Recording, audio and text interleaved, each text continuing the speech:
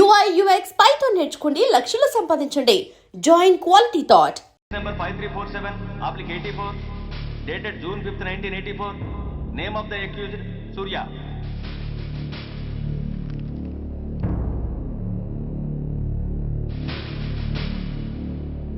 Proceed. Your honour, ఈ నేరస్తుడిని కఠినంగా శిక్షించండి అని వాదించడానికి కూడా ఒక్క నిమిషం ఆగి అతని వయసును సమీక్షించుకోవాల్సినంత చిన్న వయసులో ఇతను 2 హత్యలు చేశాడంటే మన న్యాయ వ్యవస్థ మొత్తం ఒక్కసారి మళ్లీ ఆలోచించుకోవాల్సిన పరిస్థితి ఏర్పడింది.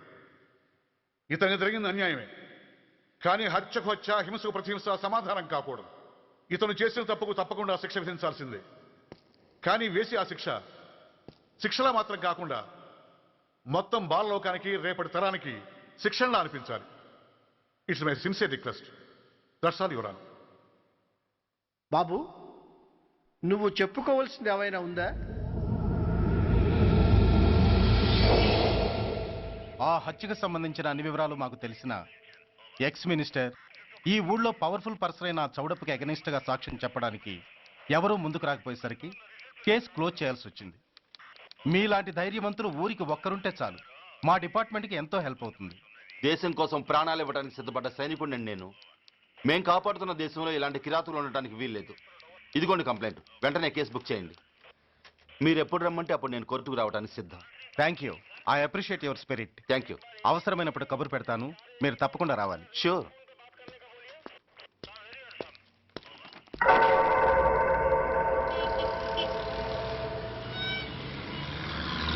అవును సార్, రిపోర్ట్ ఇచ్చి వెళ్ళాడు. అడ్రస్ తెలుసు సార్, మిలిటరీలో పనిచేస్తాడట. లీవ్ మీద ఇంటికి వచ్చాడు. వాడి సంగతి మేము చూసుకుంటాం సార్, మీరేం వరి అవ్వకండి. అరే, ఈ మాత్రం దానికి మీరెందుకు సార్, మేమెందుకున్నాం? తెల్లారేసరికి వాడు ఎన్కౌంటర్ అయిపోతాడు. సరేనా? ఓకే సార్, ఉంటారు సార్. నమస్తే.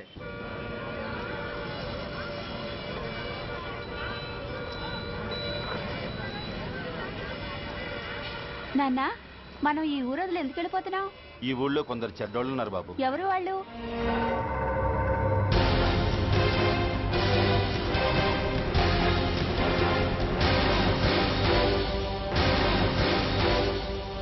జై జవాన్.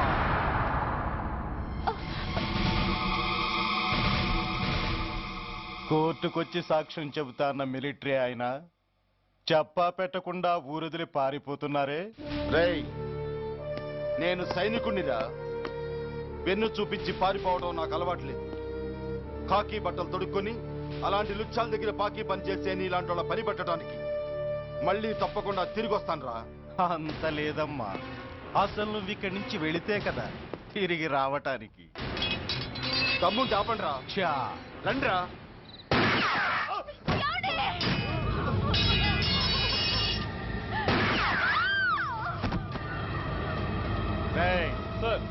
ఆ 2 శవాల్ని బస్సు వెనక టైర్ల కింద పడుకోబెట్టు.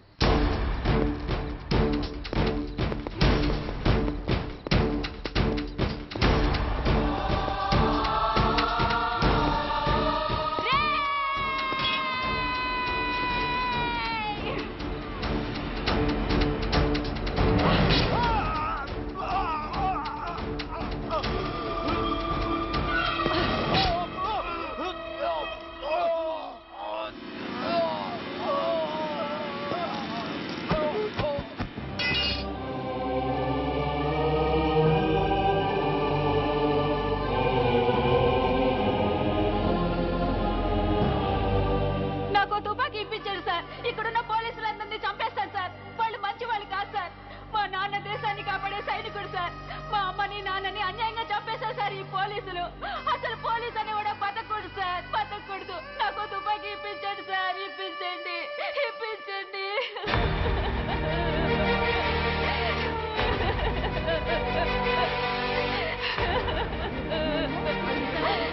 Order, order. The judgment is reserved. Court is adjourned. ఏ తలబట్టేసిందా? మీరా? ఏమా బాగున్నారా? బాగున్నానన్నయ్య. రండి కూర్చోండి. ఏరా, బోర్డర్లో ఉండాల్సిన వాడి కోర్టులో పరిశీలన అయ్యావు. ఎంతసేపు అయింది వచ్చి? ఈ కేసు హియరింగ్ స్టార్ట్ అయ్యేసరికి వచ్చామన్నయ్య. ఇంతకీ ఆ అబ్బాయికి ఏం శిక్ష పడొచ్చు? ఏముందమ్మా, మైనర్ కాబట్టి కొన్నాళ్ళ పాటు రీఫార్మ్ స్కూల్ పంపించాల్సి ఉంటుంది. ఆ శిక్ష వేసేసి చేతులు దులిపేసుకుంటారు అంతేగా. నేరం చేసిన వాడికి శిక్ష వేయటం చేతులు దులుపుకోవడం ఎలా అవుతుందిరా? వాడు చేసింది తప్పు కాదని నీ అంతరాత్మకు తెలియదా? మన దృష్టిలో తప్పు కాకపోయినా చట్టం దృష్టిలో అది నేరం. దానికి శిక్ష వేయక తప్పదు. అసలు శిక్ష అనేది ఎందుకురా? మనిషిలో పరివర్తన తేవటానికి. మీరు వేసే శిక్ష వాడిని తప్పు తెలుసుకొనివ్వదు, తప్పుదారిలోకి మళ్ళిస్తుంది. ఏంటో నువ్వనేది? ఆ పసి మనసులో ఎంత ఆవేదన ఆవేశం ఉన్నాయో చూసావు కదా. శిక్షాకాలంలో అవి వాడితో పాటే పెరుగుతాయి తప్ప తరగవు. సమాజం మీద కక్షతో, వ్యవస్థ మీద హేట్రెడ్తో ఓ రెబల్గా సొసైటీలోకి వస్తాడు. దగ్గరకు తీసుకుని ఆదరించేవాళ్ళు లేక మరో క్రిమినల్గా తయారవుతాడు. ఇంతకీ నువ్వు అనేది ఏమిట్రా? మా కన్న కొడుకు ఎలాగూ పోయాడు, వాణ్ణి మేం పెంచుకుంటాం. Yes, we want to adopt him. I appreciate your humanity major Bhargav, but చట్టానికి విచారణ చేయటంలోనూ శిక్ష విధించటంలోనే కాదు, ఆ శిక్షను అమలు చేయటంలో కూడా కొన్ని పరిమితులు ఉంటాయి. శిక్షాకాలం పూర్తి కాకుండా అతన్ని మీకు హ్యాండ్ ఓవర్ చేయటం కష్టం అవుతుంది. ఇంతకీ ఆ కుర్రాడి మీద మీకు ఎందుకంత ఇంట్రెస్ట్? అతను ఓ సిన్సియర్ మిలిటరీ మ్యాన్ కొడుకు సార్. అంటే ఆ చనిపోయిన అతను? He was my subordinate sir. Oh I see. Okay, I will do one thing. ప్రస్తుతానికి ప్రొసీజర్ ప్రకారం అతన్ని రిఫార్మ్ స్కూల్కి పంపిద్దాం. ఈలోగా గవర్నమెంట్కి, లా అండ్ ఆర్డర్ డిపార్ట్మెంట్కి స్పెషల్ పర్మిషన్ కోసం అప్లై చేసి వాళ్ళని ఒప్పిస్తాను. ఆ తర్వాత అతన్ని మీరు తీసుకెళ్ళవచ్చు. Thank you very much sir. వస్తాం సార్. మంచిది. మేజర్ గారు, ఆ కుర్రాడిని మీరు ఏం చేద్దాం అనుకుంటున్నారు? ఏ డిపార్ట్మెంట్ అయితే అధికార దుర్వినియోగం చేసి ఓ నేరస్తుని తయారు చేసిందో అదే డిపార్ట్మెంట్లో చేరుస్తాను. ఐ విల్ మేక్ హిమ్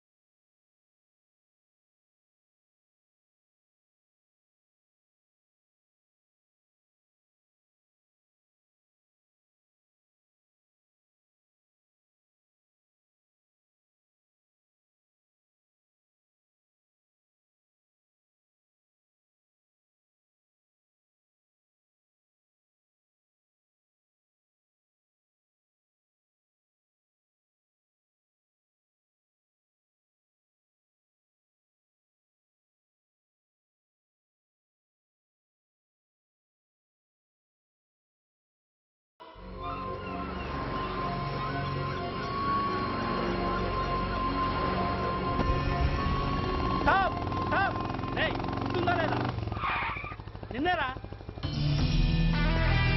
ఏంటి అలా చూస్తున్నావు?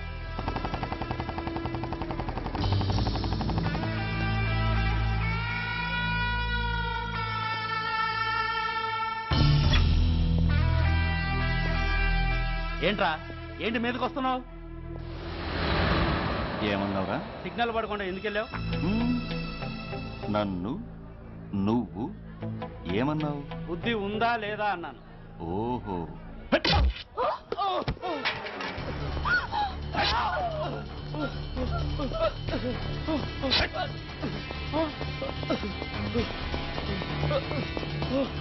ఏయ్!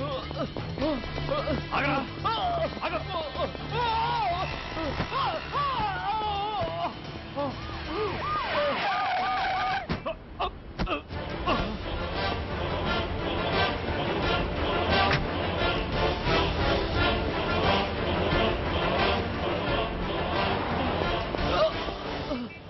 అతని హాస్పిటల్కి తీసుకెళ్ళండి. Drop the knife. కత్తి కింద పడై.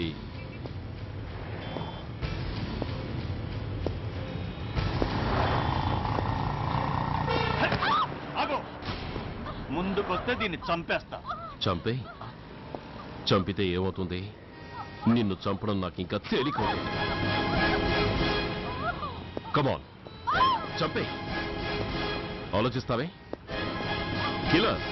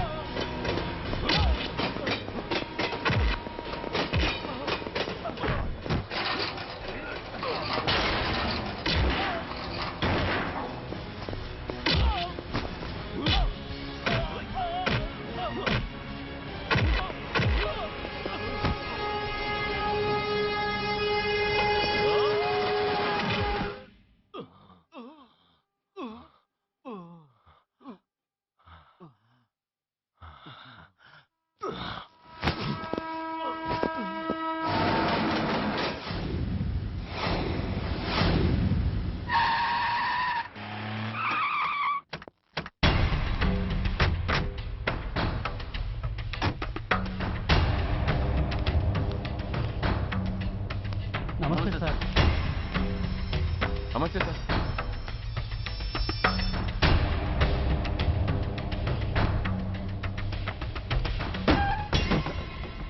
నేనెవరిని? మీరు అదే నేనెవరిని? మినిస్టర్ అప్పలనాయుడు గారు సార్. మరి వాడేవాడు? మీ అబ్బాయి గారు సార్. అంటే అది తెలిసే వాడిని లోపలేసావా? ఎఫ్ఐఆర్ ఎక్కడ్రా? ఆ?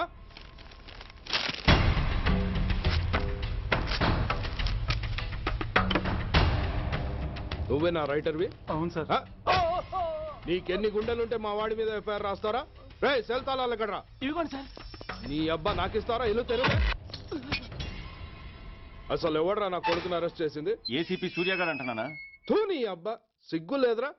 ఆడంగి నాయల్లా తన్నులు తినొస్తారా? నా కడుపున చెడబుట్టావు కదరా. వెళ్ళు కార్లో కూర్చో. రేయ్ అసలే అడ్డదారులు అసెంబ్లీకి వెళ్ళినోడిని. నాకు సంబంధించిన విషయంలో ఎవడన్నా అడ్డొచ్చాడో అడ్డంగా నరికేస్తా. ఆ విషయం మీ ఏసీపీ గడికి చెప్పు.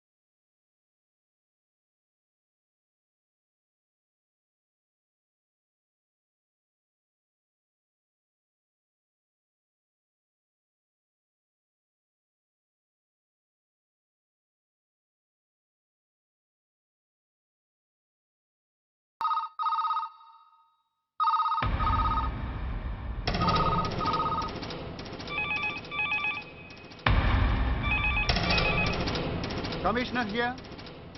ఏంటి ఏ పోలీస్ స్టేషన్లోనూ ఫోన్లు ఎత్తడం లేదా? ఏమయ్యారు వీళ్ళంతా?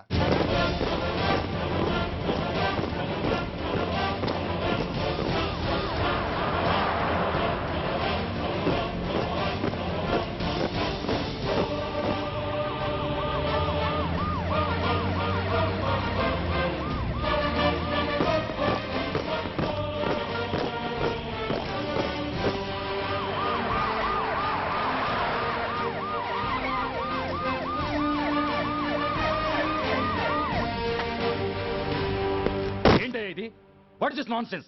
యూనిఫామ్ తీసేసి పోలీస్ స్టేషన్ మూసేసి బజారు పడతారా? మీరు పోలీసులు అనుకుంటున్నారా, గుండా అనుకుంటున్నారా? విలువలేని యూనిఫామ్స్ ఒంటి మీద ఉంటే ఊపిరాడడం లేదని తీసేసాం సార్. పందులు పందికుక్కులు స్టేషన్లోకి వచ్చేస్తుంటే వాటిని ఆపే శక్తి లేక తాళాలు వేసేసాం సార్. మిస్టర్ సూర్య, పోలీస్ వ్యవస్థ లాంటి ఎమర్జెన్సీ సర్వీసుల్లో ఇలా సమ్మెలు చేయడం నిషేధం. అదే ఎందుకని sir? Government doctors, nurses, postal department కూడా ఎమర్జెన్సీ సర్వీసులే. వాళ్ళు హక్కుల కోసం స్ట్రైక్ చేయడం లేదా? ఆఖరికి మాకు ఓ గుర్తింపు రిజర్వేషన్లు కావాలని కొజ్జాలు కూడా స్ట్రైక్ చేస్తున్నారు. వాళ్లకున్నపాటి విలువ గౌరవం కూడా మాకు లేవా sir? Mister Surya, you are crossing your limits. మీరు ఇలా చేయటం వల్ల కామన్ పీపుల్ ఎంత సఫర్ అవుతారో ఆలోచించారా?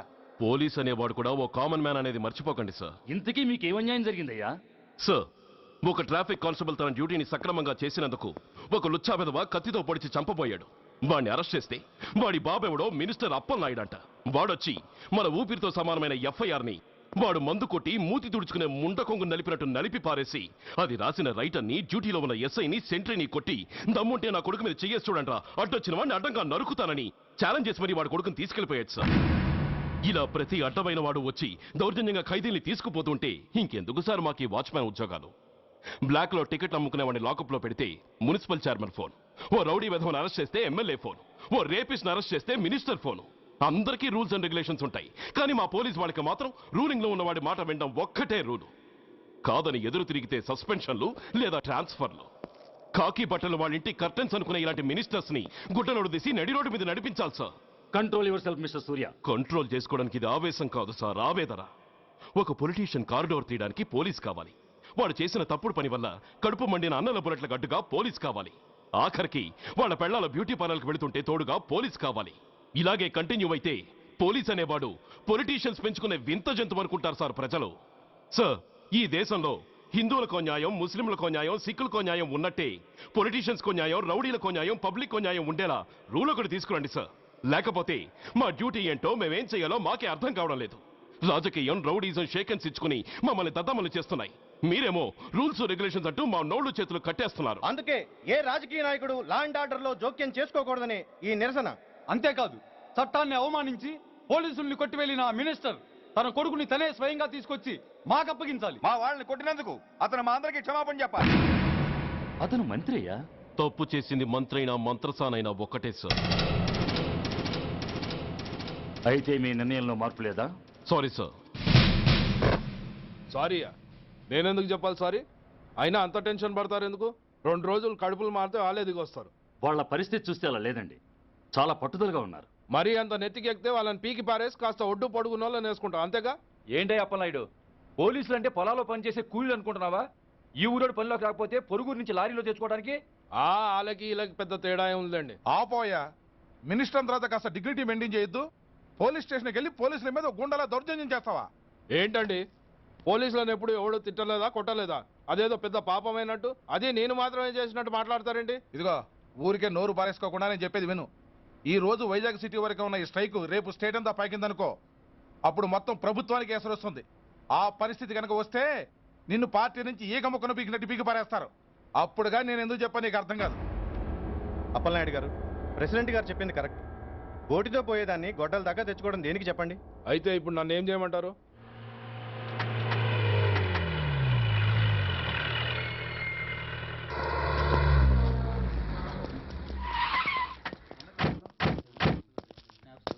హలో, మా ఈ నిరసన పబ్లిసిటీ కోసం కాదు, మా ప్రాబ్లం సాల్వ్ చేసుకోవడం కోసమని మీకు ముందే చెప్పాను. మళ్ళీ ఎందుకు వచ్చారు? మినిస్టర్ గారు రమ్మంటే రాకుండా ఎలా ఉండగలం సార్? మినిస్టరా? ఏ మినిస్టర్? అప్పలనాయుడు గారే సార్. అదిగో అప్పలనాయుడు గారు వచ్చేసారు, పదండి.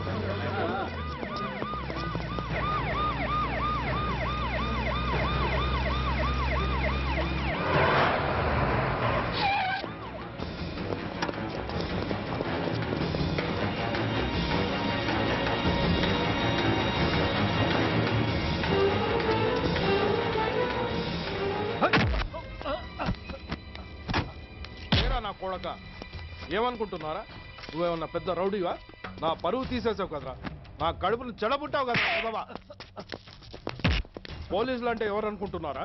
వాళ్ళు మనల్ని కాపాడేవాళ్ళరా, వాళ్ళనే అవమానిస్తావా? వెళ్ళరా, వెళ్ళి వాళ్ళ కాళ్ళ మీద పడి క్షమాపణ అడుగు, వెళ్ళవు.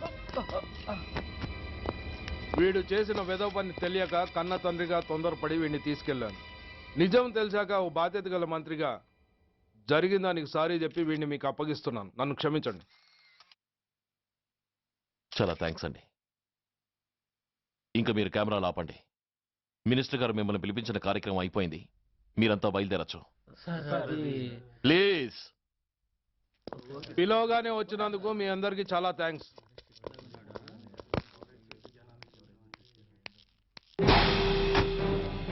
ఏంటయ్యా ఇది? ఎందుకు డోర్ మూసావు? ఏ సెక్యూరిటీ, అలా చూస్తూ నిలబడతా అండి.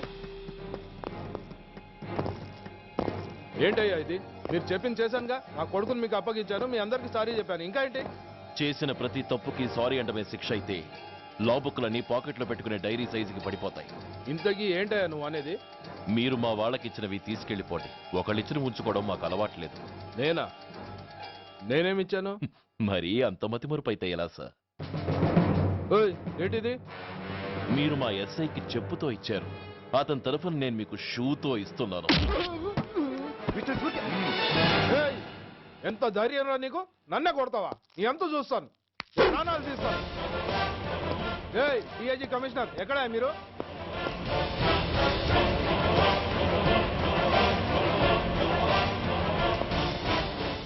ఇది మా రైటర్కిచ్చింది, ఇది మా సెంట్రీకిచ్చింది. ఇక ఒకటి మిగిలింది. ఇంకోట ఏంటది? ఈ ఎఫ్ఐఆర్ ని నలిపినందుకు.